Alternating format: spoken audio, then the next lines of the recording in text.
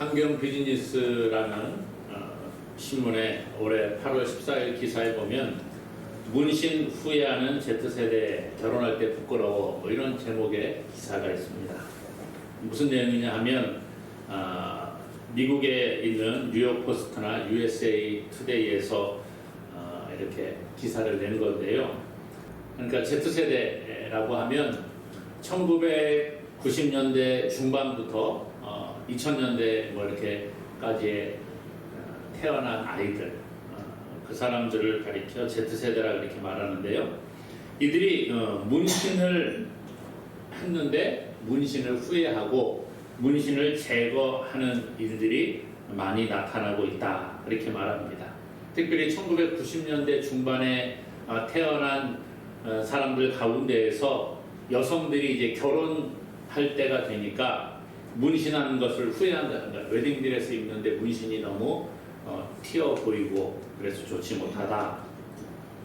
사회적 시선이 빠르게 변하면서 유행을 따라서 문신을 했는데 당시에는 아주 매력적인 디자인이라고 생각을 했던 것이 이제 시간이 지나니까 어떻게 보면 시대에 뒤떨어져 보이기도 하고 또 보기에 흉해 보이기도 했다라는 것이지요.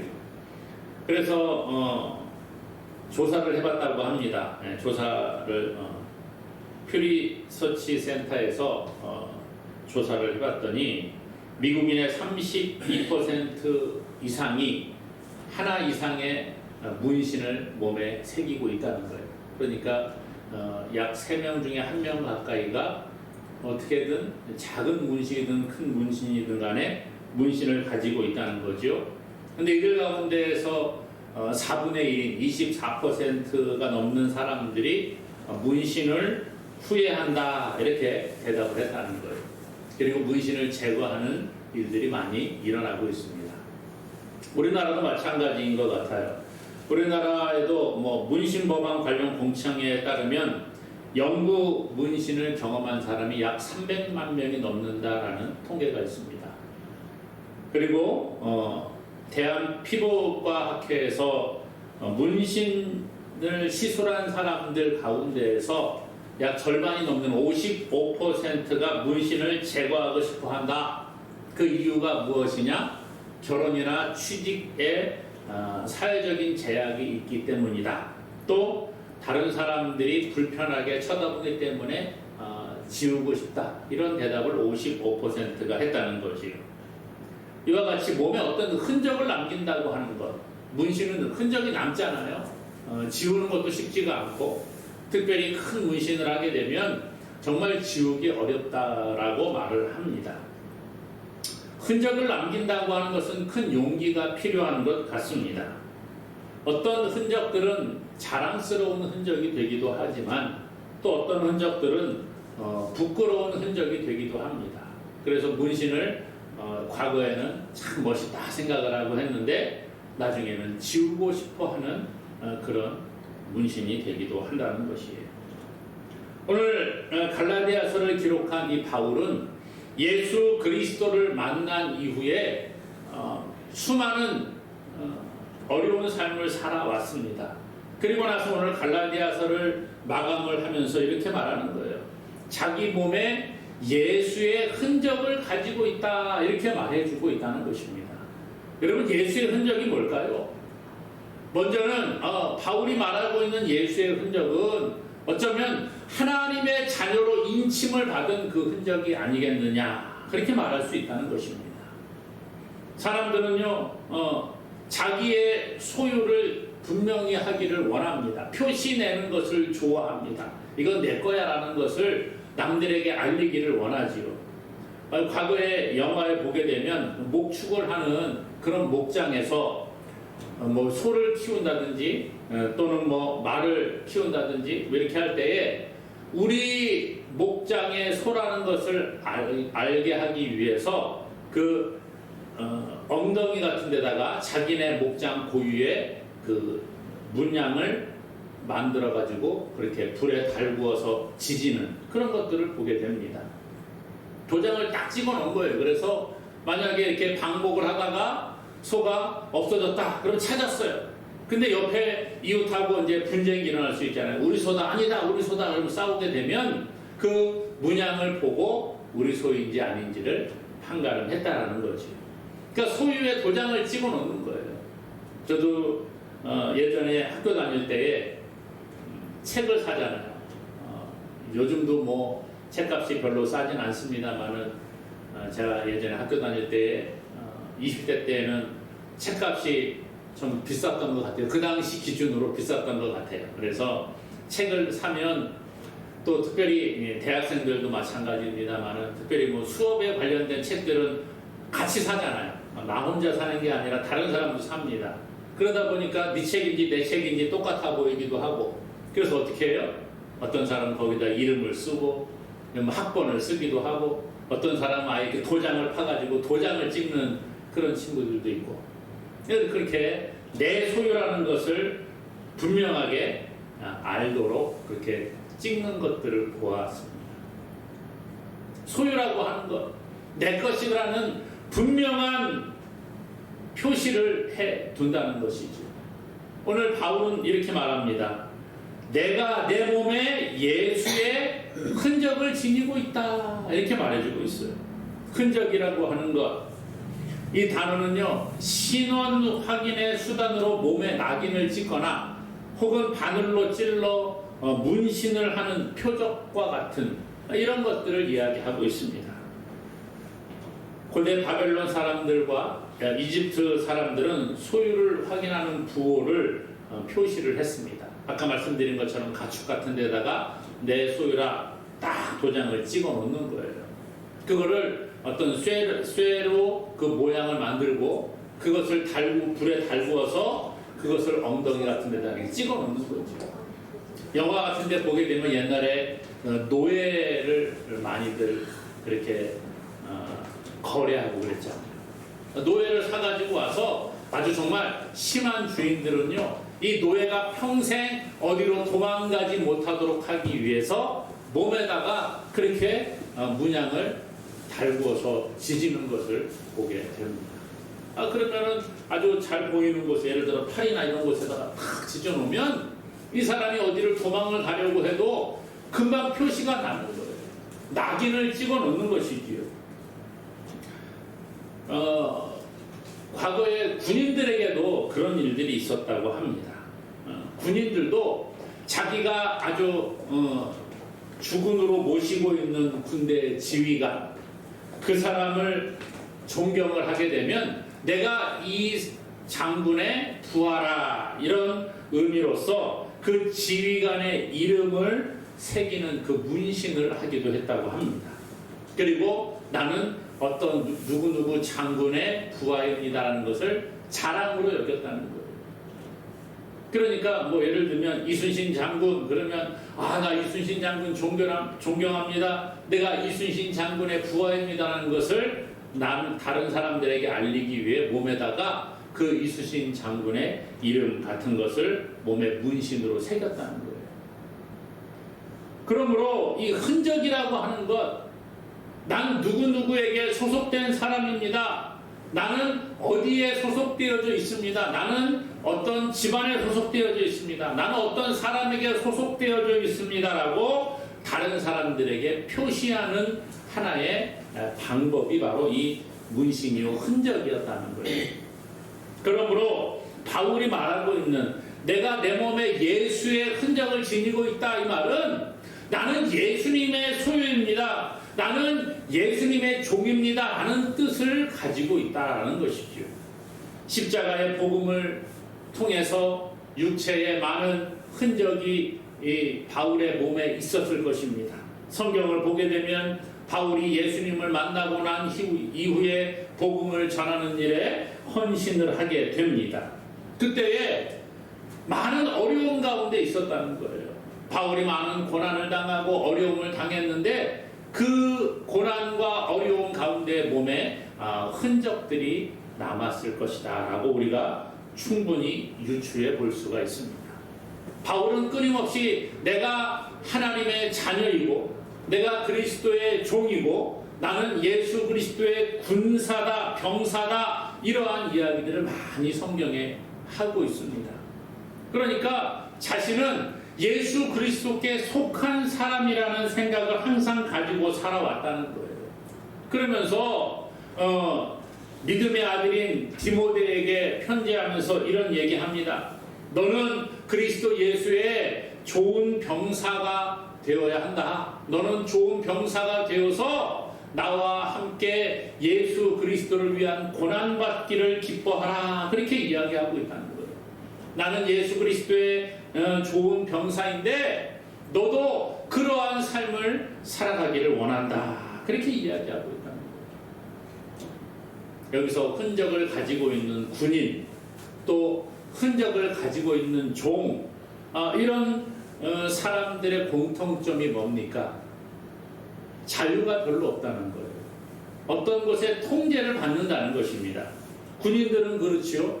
그 군인이 되게 되면 그 지휘관의 통제를 받습니다.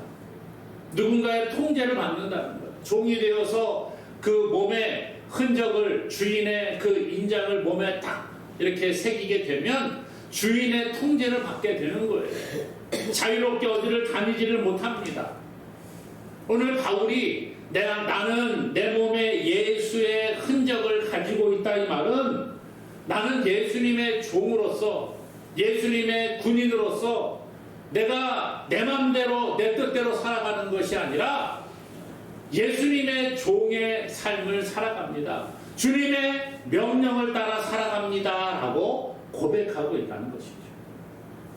오늘 우리는 예수 그리스도의 종이요 하나님의 자녀로 인침을 받은 줄로 믿습니다. 이것이 성경이 우리에게 말씀해주고 있는 진리라는 거예요. 그러므로 오늘 우리는 예수님의 병사로서 또 주님의 종으로서의 삶을 살아갈 의무가 있다는 거예요. 우리의 소속이 어디인가를 분명히 깨닫고 살아가는 삶이 되어야 한다는 것이죠.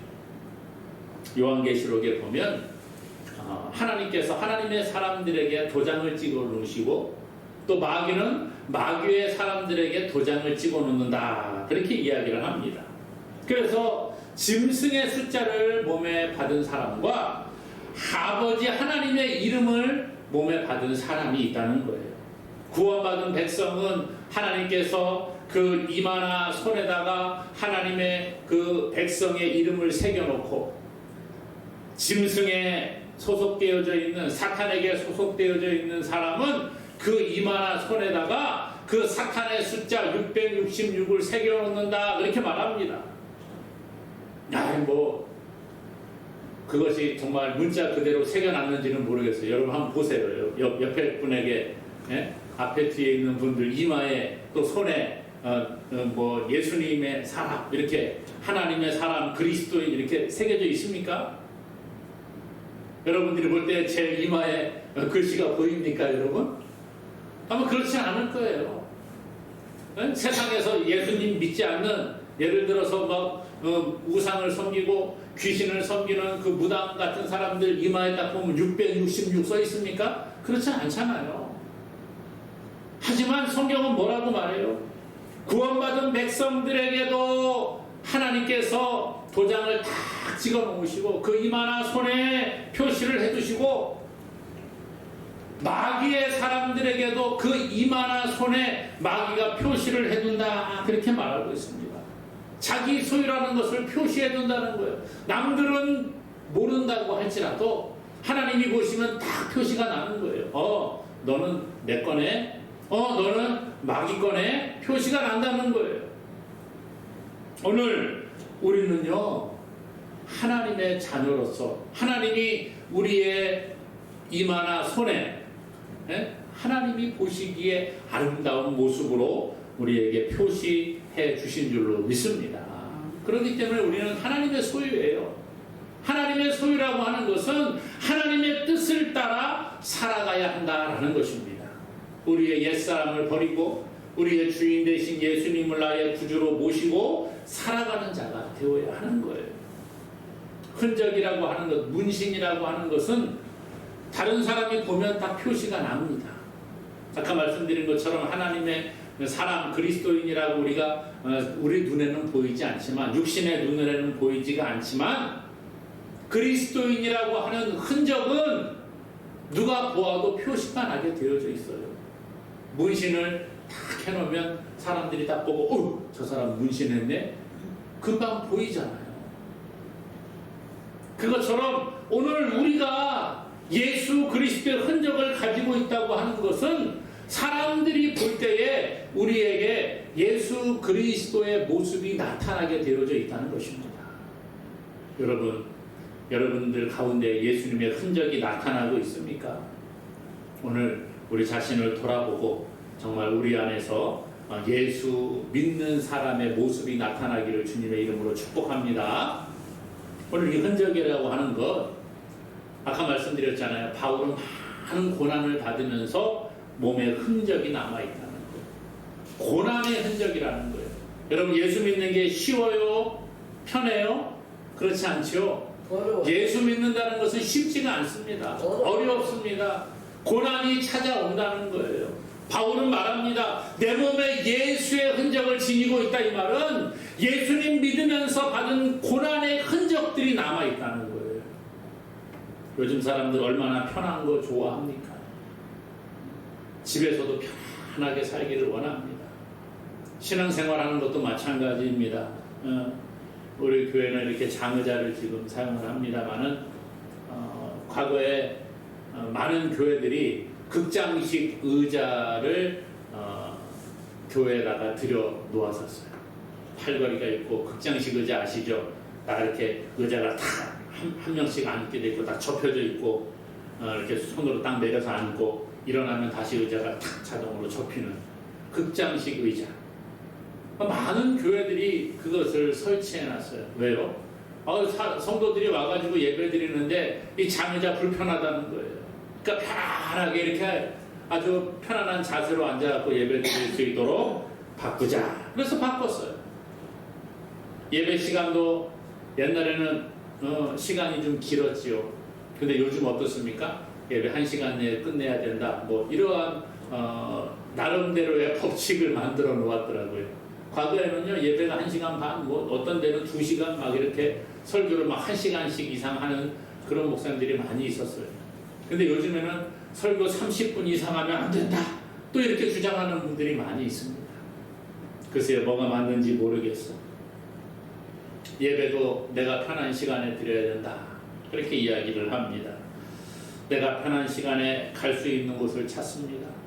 교회도 마찬가지고 식당도 마찬가지고 주차하기 편한 곳이 요즘은 사람들에게 더 인기가 있습니다. 맛이 비슷하면 주차하기 좋은 곳을 찾아갑니다. 저도 그래요. 왜요? 아니 어디서 같이 모이려고 하면 차를 가지고 오면 주차할 데가 없으면 불편하잖아요. 교회도 그렇습니다. 주차장이 있습니까? 아니 없습니다. 그러면 그래요. 별로 안 좋아한다는 거예요. 신앙생활도 점점 편한 것을 찾아가고 있습니다. 이것이 우리 몸에는 편할지 몰라도 우리의 정말 신앙을 건강하게 만드느냐? 결코 그렇지는 않은 것 같아요. 바울은요, 예수님을 믿은 다음에 얼마나 많은 어려움을 겪었는지 모릅니다. 고린도서 11장에 보게 되면 바울이 자기가 당한 고난을 짧게 소개를 합니다. 자기가 수고를 얼마나 많이 했는지, 옥에도 갇히기도 해봤고 매도 수없이 맞아봤다. 죽을 뻔한 위기를 견뎌냈다. 돌에 맞아봤다. 배를 타고 가다가 파산해서 빠져 죽을 위기에 놓이기도 했다. 또 강의 위험과 강도의 위험과 또 동족의 위험과 이방인들의 위험을 받았다. 시내의 위험을 받았고 광야에서 위험을 받았고 바다의 위험을 받았다. 거짓 형제 중에 위험을 받았다. 이런 이야기들을 합니다. 사실 성경의 사도행전에도 보게 되면 바울이 복음을 전하다가 돌에 맞아 죽은 것처럼 되었어요. 사람들이 죽은 줄 알고 성 밖에 내다가 버렸습니다. 그런데 기절했다가 다시 깨어나서 성으로 들어가서 또 복음을 전하는 모습을 봅니다. 수많은 고난을 당했습니다. 감옥에도 갇혔습니다. 매도 수도 없이 많이 맞았습니다. 여러분, 매 맞으면 몸에 흔적이 남지요? 요즘에도 조금 한번 세게 어디 부딪히기만 해도 몸에 멍이 들잖아요. 어디 긁히기만 해도 몸에 상처가 나고 피가 나고 그것에 흉이 지기도 합니다. 그런 흔적들이 남아요. 바울은요, 예수님을 믿고 고난을 당하면서 몸에 수많은 흔적들이 남아 있었다는 것입니다. 그 이야기를 하는 거예요. 몸에 예수님의 흔적을 지니고 있다는 것은 예수 믿으면서 받는 고난의 흔적이 많이 있다라는 것입니다. 여러분, 우리에게 정말 고난의 흔적들이 있습니까? 예수님을 믿는다고 하는 게 쉽지 않잖아요. 그럼에도 불구하고 그것을 이기고 나오는 그 믿음이 우리의 신앙을 바르게 성장시키는 줄로 믿습니다. 예수님을 믿기는 믿는데 그냥 편하게 내 방식대로 믿는 것은 옳은 신앙이 아닙니다. 내가 가고 싶은 시간에 가고, 내가 기도하고 싶으면 기도하고, 그렇지 않으면 그냥 내 마음대로 하고. 그게 어떻게 보면 편하지요. 취미생활 하는 것처럼 그렇게 그냥 신앙생활 할 수도 있습니다. 그러나 그렇게 해서 과연 우리의 신앙이 얼마나 성장하겠느냐는 거예요. 편함이 결코 우리에게 구원을 가져다 주지는 않습니다. 로마서 8장 17절에 말합니다. 자녀이면 또한 상속자 곧 하나님의 상속자요 그리스도와 함께한 상속자니 우리가 그와 함께 영광을 받기 위하여 고난도 함께 받아야 할 것이니라 그랬어요. 하나님의 자녀라고 하면 하나님이 우리에게 영광을 받게 하시는데, 저 천국에서 영원한 생명을 누리게 하고 저 영원한 영광을 누리게 하시는데, 고난도 이 땅에서는 함께 찾아온다는 것입니다. 천국에서는 영원한 영광이 예비되어져 있지만 이 땅에서 예수 믿는다고 하는 것은 영광만 있는 게 아니라 고난도 함께 따라온다는 거예요. 예수 믿으면 고난이 찾아올 수밖에 없습니다. 전도 나가보십시오. 사람들이 전도지 드리면 감사합니다 그러고 받아가는 사람 얼마나 있어요. 그렇지 않습니다. 경멸하는 사람도 있고 욕하고 지나가는 사람도 있고 무시하는 사람들도 있고 별의별 사람들이 다 있습니다. 예수 믿는다는 것 때문에 가정의 어려움을 겪을 때가 있지 않습니까? 예? 믿지 않는 사람들이 교회 간다 그러면 집에 모임이 있는데 너 교회 간다고? 그렇게 이야기하는 사람 얼마나 많이 있어요. 학교에서 따돌림을 당하기도 합니다. 교회 다닌다는 애들 보고 손가락질하고 놀리는 아이들이 있습니다. 대인 관계에서, 직장 생활 가운데에서 신앙을 지킨다고 하는 게 쉽지가 않은 것을 경험을 합니다. 그 외에도 많은 여러 가지 어려움들이 우리 가운데 찾아온다는 것이에요. 그럼에도 불구하고 우리는 예수님을 믿는 자들로서 과연 고난받을 준비가 되어져 있느냐 하는 거예요. 우리에게는 고난을 통한 예수의 흔적이 남아 있어야 하는 것입니다. 군인들은요, 전쟁에 나가서 전쟁을 하다가 상처를 입은 것에 대해서 부끄러워하지 않습니다. 몸에 상처가 있는데 이거 무슨 상처예요? 내가 말이야 어떤 전쟁에서 이렇게 했는데 그때 승리하고 받은 영광의 상처라고 자랑하지 않습니까? 오늘 우리가 그런 모습으로 살아가야 한다는 거예요. 우리가 예수님을 믿으면서 받는 고난, 이것은 우리에게 영광의 흔적이 되는 줄로 믿으시기를 바랍니다. 그러므로 주님을 믿으면서 받는 고난은 우리에게 영광을 가져다 주는 것입니다. 주님의 앞에 갔을 때 그래, 네가 나 때문에 이러한 상처를 받았구나, 네가 나 때문에 이러한 어려움을 겪었구나, 내가 그거 다 알아. 그렇게 인정해 주신다는 거예요. 그리고 위로하시고 우리에게 회복의 은혜를 주시는 줄로 믿습니다. 그러므로 우리의 자랑은 오직 예수 그리스도의 십자가만을 자랑해야 한다는 거예요. 바울은 그런 삶을 살았습니다. 예수님을 믿으면서 받는 고난, 예수님을 믿으면서 생긴 이러한 흔적들을 바울은 몸에 가지고 있으면서 사람들 앞에 그것을 자랑하며 이야기하고 있음을 보고 있다는 것입니다. 사랑하는 여러분, 앞에 소개한 것처럼 문신과 같이 부끄러운 것, 지워야 되겠다, 이러한 흔적들이 있을 수가 있습니다. 그러나 이러한 부끄러운 흔적이 아니라 예수 믿음으로 우리에게 찾아오는 고난의 흔적, 예수님을 믿음으로 하나님의 자녀라고 인칭을 받은 이 흔적은 우리에게 자랑이 되는 줄로 믿습니다.